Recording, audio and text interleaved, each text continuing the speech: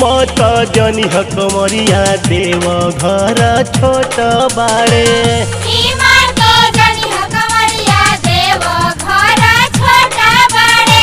देव घर के नाम बड़ा नामी जी।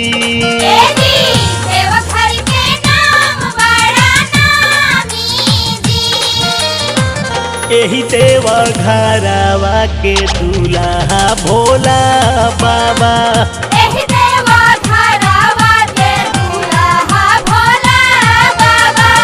हे बाबा हौवे अंतर्यामी जी।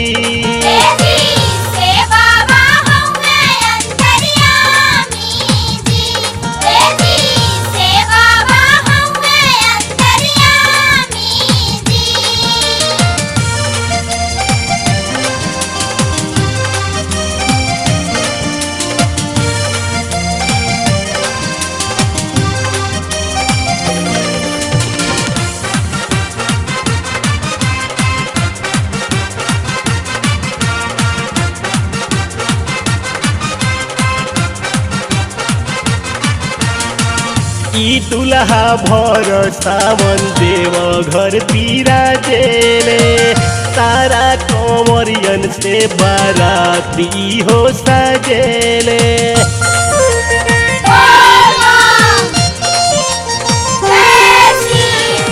ई दुल्हा भर सावन देव घर बिराजेले।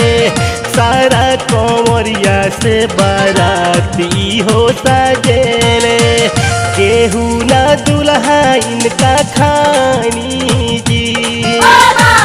एही देवा घरवा के दूल्हा भोला बाबा।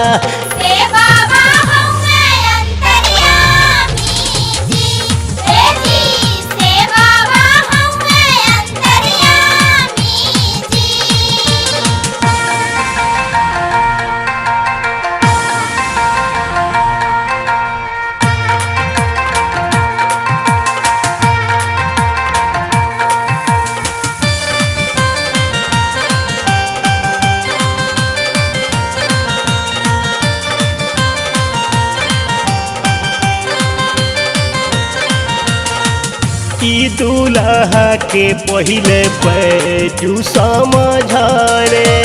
गलती से इनका आगे लाठी उभजले।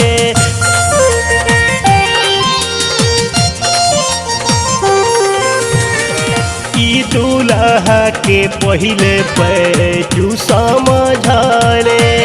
गलती से इनका आगे लाठी उभजले। जनता वे सोबे ई कहानी जी। एही देवा घरवा के दूल्हा भोला बाबा।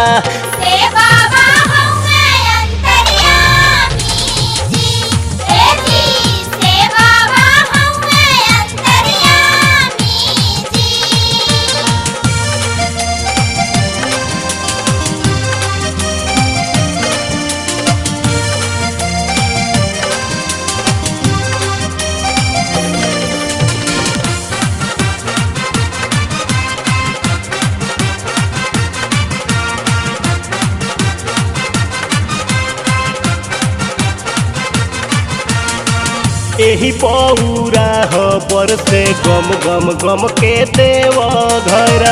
जलवा चढ़ावे सब सावन भर जाई कर।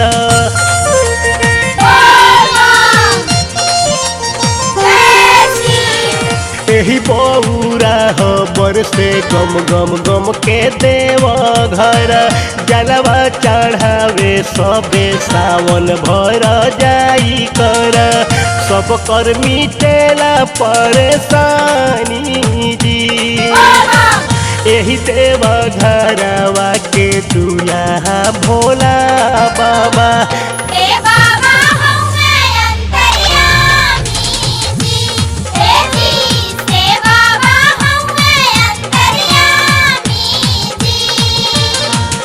ई मत जनी हकमरिया देव घर छोट बाड़े।